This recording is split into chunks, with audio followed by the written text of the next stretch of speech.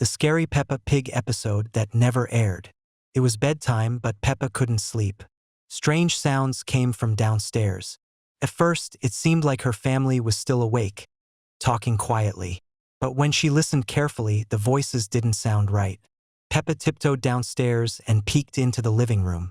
Her family was there, standing motionless in a circle, facing each other. They weren't talking, but she could still hear voices. The same voices, but coming from somewhere else, as if delayed. Mummy Pig, Daddy Pig, and George stood with eyes closed, mouths moving silently. The real voices seemed to come from the walls, the ceiling, everywhere except from the people themselves. The voices had a normal family conversation about tomorrow's plans, but the words felt empty. Peppa crept back to her room, but the strange sounds continued.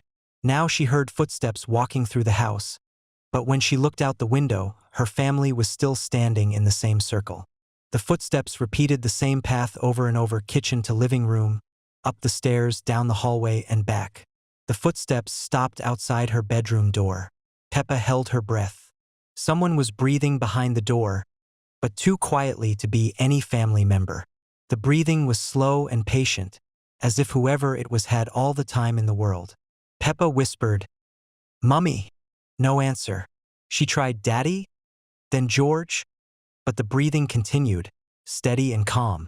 Finally, she asked, "Who are you?" The breathing stopped completely. The silence was more terrifying than the sounds. When morning came, Peppa found her family having breakfast as if nothing happened.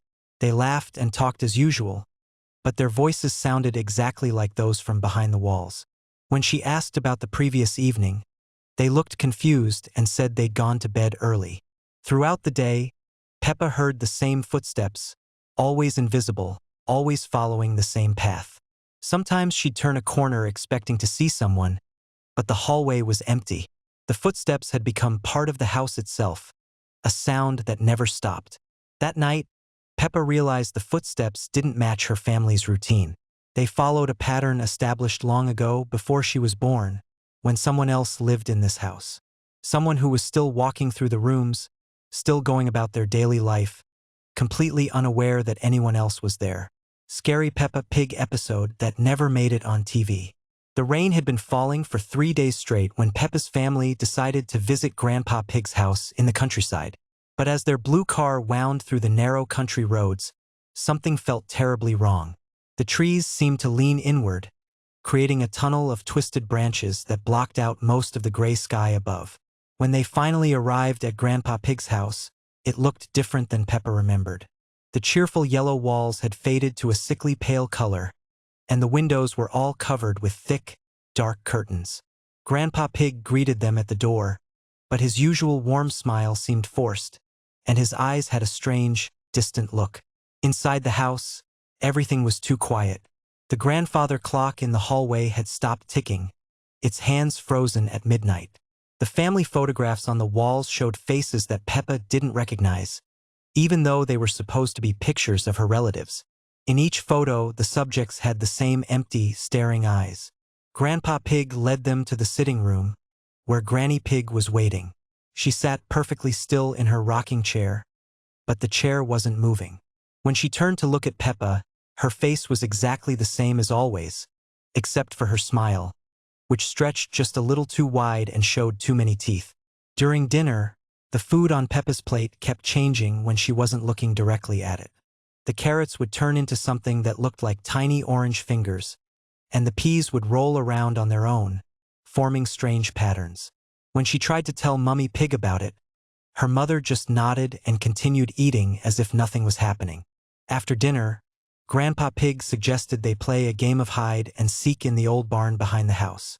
The barn was much larger inside than it appeared from the outside, with endless rows of hay bales that seemed to stretch on forever. As Peppa counted to 10 with her eyes closed, she could hear whispers coming from somewhere deep within the barn. When she opened her eyes and began searching for her family, she realized that the barn had become a maze. Every turn led to another identical corridor of hay bales, and the whispers grew louder and more urgent. The voices sounded like her family, but they were saying things that didn't make sense. speaking in a language that was almost English but not quite right. Peppa found George first, hiding behind a hay bale in what seemed like the center of the maze. But when he turned around, his face was upside down, with his mouth where his eyes should be and his eyes where his mouth should be. He giggled in his usual way, but the sound came out backwards and echoed strangely in the vast space. Next, she found Daddy Pig, but he was standing on the ceiling, looking down at her with his head tilted at an impossible angle. His glasses had fallen off, but they were floating in the air beside him, spinning slowly. When he spoke, his voice sounded like it was coming from underwater, distorted and slow. Mummy Pig was the hardest to find because she kept moving. Every time Peppa thought she saw her orange dress around a corner, it would disappear, leaving only the sound of high-heeled shoes clicking on wooden floors that shouldn't exist in a barn full of hay. As the game continued, Peppa began to realize that the barn was changing around her. The hay bales were rearranging themselves, creating new paths and blocking old ones. The ceiling seemed to be getting higher, and strange shadows moved across the walls even though there was no light source to cast them. Finally, Peppa found herself back where she started, but now her entire family was standing in a circle around her. They all looked normal again, but they were perfectly synchronized, moving and breathing at exactly the same time. When they spoke, their voices overlapped to create a harmony that was beautiful and terrifying. They told Peppa that the game wasn't over yet, that there was one more person to find. But Peppa knew she had found everyone. That's when she realized they were talking about finding herself, the version of herself that had entered the barn, the one who still believed the scary Peppa Pig episode that never made it on TV. It was a perfectly ordinary morning when Peppa woke up in her bedroom, but something felt different. The sunlight streaming through her window seemed dimmer, casting strange shadows that moved independently. As she walked downstairs for breakfast, she noticed that all the family photos had changed. In every picture, the smiles were too wide. Mummy Pig was in the kitchen, preparing breakfast as always, but she stood completely still, her back turned to Peppa. When Peppa called out "Good morning," Mummy Pig slowly turned around, revealing that same impossibly wide smile. Her voice sounded hollow. She offered Peppa her favorite cereal, but the bowl was filled with something dark and moving. George was already at the breakfast table, but he wasn't playing with his dinosaur toy. Instead, he sat perfectly motionless, staring straight ahead with unblinking eyes. When Peppa tried to get his attention, he turned his head toward her with a mechanical clicking sound. Daddy Pig emerged from behind his newspaper, but the paper was blank, completely white. He folded it carefully and placed it on the table. When he spoke, his voice echoed strangely. He suggested they all go for a drive. The family walked outside together, but their movements were synchronized in an unnatural way, like marionettes. The neighborhood looked the same, but all the other houses had their curtains drawn. The only sounds were their footsteps and a strange humming from underground. As they approached the car, Peppa noticed that their reflections in the windows were wrong. While the family stood together, their reflections showed them in different positions. The car doors opened by themselves. Inside the car, the radio played a song that Peppa had never heard before, but somehow knew all the words to. The melody was familiar yet wrong, like a lullaby played backwards. As they drove through town, all the shops were open, but no one was inside them. They arrived at a playground that Peppa didn't recognize. The swings moved by themselves and other children were playing, but they all looked exactly like Peppa and George, dozens of identical copies running in perfect circles. When Peppa tried to join them, she realized that she couldn't move her legs properly. Looking down, she saw that her feet were sinking into the ground. The other children stopped playing and turned to look at her, all wearing the same expression of hollow joy as the scary Peppa Pig episode that never made it on TV. It was Tuesday morning when Peppa and George woke up. The sun was shining, but something felt different. The toys seemed to be watching them with glassy eyes, and the shadows appeared darker than usual. Downstairs, Mummy Pig was preparing breakfast. The familiar yellow walls should have been comforting, but there was an odd silence. The clock had stopped ticking. As they sat at the table, they noticed Mummy Pig's reflection was smiling even when she wasn't. The family decided to visit Grandpa Pig's garden. The car ride was unusually quiet. As they arrived, the flowers seemed to turn their heads to follow them as they walked past. Grandpa Pig greeted them with his warm smile, but his eyes seemed hollow. He invited them into the living room where the television showed only static. His voice echoed strangely as he spoke about his vegetables. In the garden, George noticed that all the vegetables had grown faces. Carrots with tiny eyes, potatoes with crooked smiles, and tomatoes that whispered his name. He dropped his toy and ran toward the house. Peppa was helping water the plants when she realized the watering can was pouring something dark. The liquid made the flowers grow instantly, but they grew wrong with twisted stems. The roses developed thorns that looked like tiny teeth. The family gathered for tea.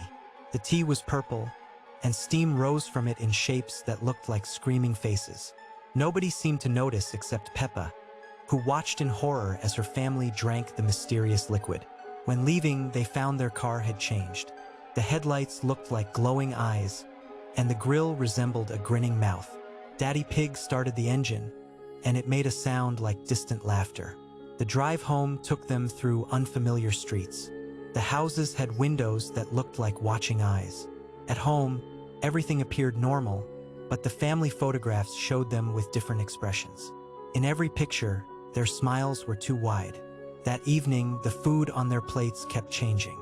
Peppa would see spaghetti, then blink and find tiny worms.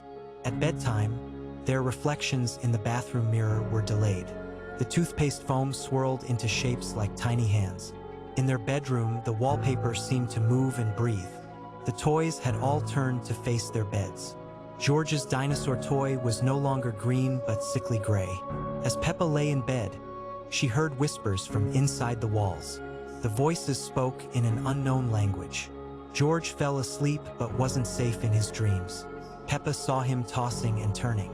The night stretched endlessly with strange sounds. Footsteps in the hallway when everyone should be asleep. As dawn approached, the whispers faded. But Peppa knew this wasn't the end.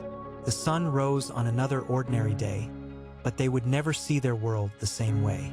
When Mummy Pig called for breakfast, Peppa could hear an echo underneath. The horror had begun. Scary Peppa Pig episode that never made it on TV. It was a perfectly ordinary Tuesday morning when Peppa and George woke up in their bedroom, but something felt different. The sunlight streaming through their window seemed dimmer than usual, casting strange shadows across the walls. Peppa rubbed her eyes and looked around the room. Everything appeared normal at first glance, but there was an unsettling silence that made her skin crawl. George was still sleeping peacefully in his bed, clutching his beloved dinosaur toy. Peppa decided to wake him up, but when she reached over to shake his shoulder, her hand passed right through him. She gasped and tried again, but the same thing happened. George was there, but somehow he wasn't really there at all. Confused and frightened, Peppa ran downstairs to find Mummy and Daddy Pig. The house felt eerily quiet as her footsteps echoed through the hallways. When she reached the kitchen, she found her parents sitting at the breakfast table, but they weren't moving. They sat perfectly still, their eyes wide open, staring straight ahead with blank expressions on their faces. Peppa called out to them, but they didn't respond. She waved her hands in front of their faces, but they remained motionless like statues. Their breakfast sat untouched on the table, growing cold.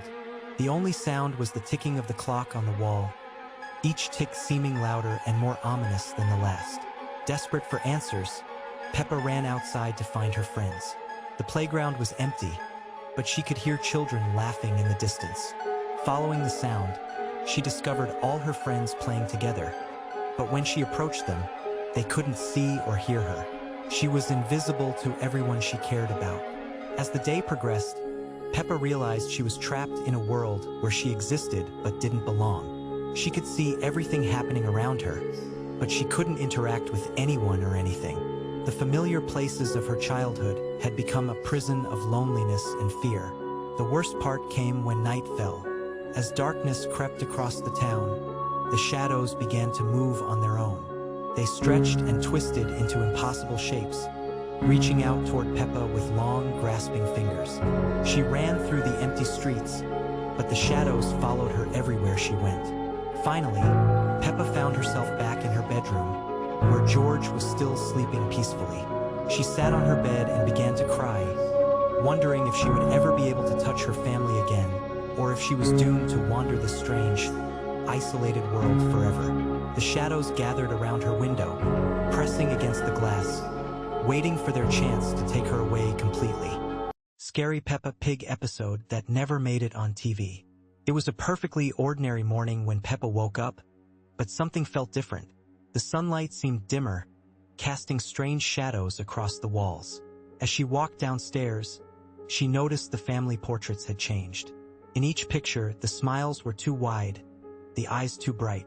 Mummy Pig was in the kitchen preparing breakfast, but when she turned around, her usual warm smile had been replaced by something unsettling. Her teeth seemed sharper, and her eyes held a glint that made Peppa's stomach turn.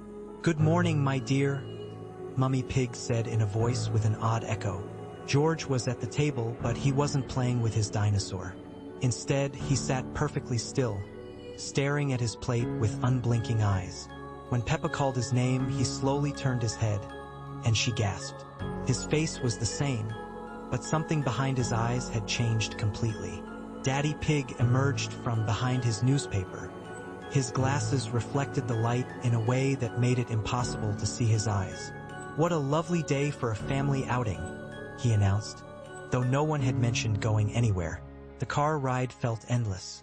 The familiar countryside had become a maze of identical trees that seemed to watch them pass.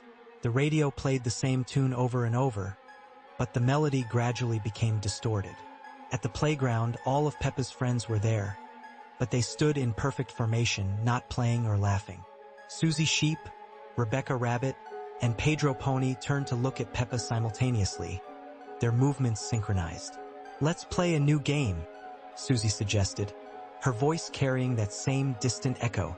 The game involved standing in a circle and staring at the center, where nothing visible existed, but everyone seemed to see something that filled them with quiet joy. As the day progressed, Peppa noticed that time moved differently. Conversations would repeat exactly, but each time, the speaker's expressions became more intense. The playground equipment cast shadows that didn't match the sun, and those shadows moved independently. When evening came, the family returned home, but the house felt larger inside. Rooms appeared where hallways should be, and familiar furniture had been rearranged in impossible ways. The television showed the same program on